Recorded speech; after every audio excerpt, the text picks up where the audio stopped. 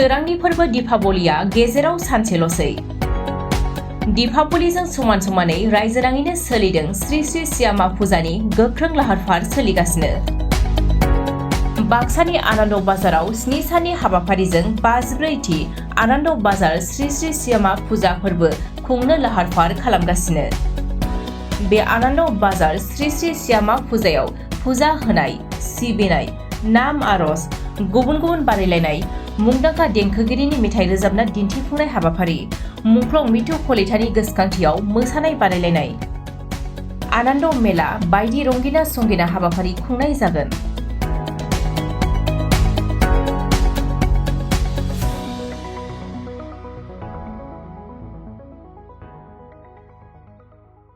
কালী পূজা এবাৰ আমি ডাঙৰকৈ পাতিম বুলি ভাবিছোঁ। আমাৰ ধৰ বাণিজ্য মেলাও আছিল, কিন্তু বাণিজ্য মেলাক আমি জাগা দিব নোৱাৰিল, কিন্তু আমাৰ আনন্দ মেলা আছে। তাৰপিছত আমাৰ ইয়াতে ৰভাথলী আছে, আমাৰ দীপাৱলী উদযাপন কৰিম। তাৰে লগতে থাকিব আমাৰ সাংস্কৃতিক অনুষ্ঠান, ডাঙৰ ডাঙৰ সাংস্কৃতিক অনুষ্ঠান আছে, ডান্স কম্পিটিশ্যন আছে, ডাঙৰকৈ পাতিছোঁ বহুত।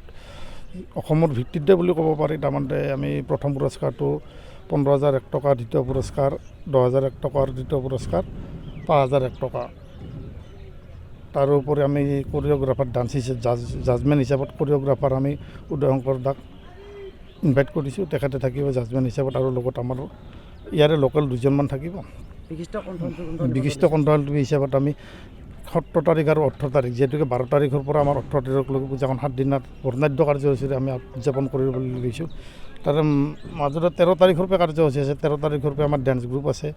তাৰপিছত 14 তাৰিখে আমাৰ ডেন্স কম্পিটিশ্যন, 15 তাৰিখে ডেন্স কম্পিটিশ্যন ফাইনেল ৰাউণ্ড, তাৰপিছত 16 তাৰিখে গ্ৰুপ ডেন্স আছে, তাৰপিছত 16 তাৰিখেও গ্ৰুপ ডেন্সেই আছে। 17 তাৰিখে আমাৰ কেলকাতাৰ ছিংগাৰ পিউ বেনাৰ্জী তেখেতৰ সাংস্কৃতিক অনুষ্ঠান।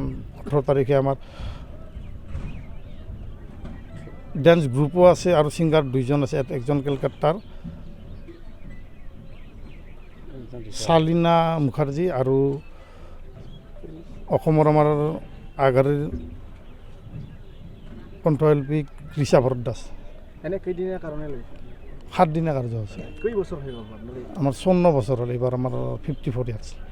পূজালৈ যদিও কিছুদিন বাকী আমাৰ মনতো উগুল-থুগুল লাগি আছে। বৰ্তমান পূজাখন সুন্দৰ পৰিৱেশত আমি উপস্থাপন কৰিম বুলি আমি কমিটিৰ পৰা এটা পৰিচালনা কৰিম বুলি ভাবি আছোঁ।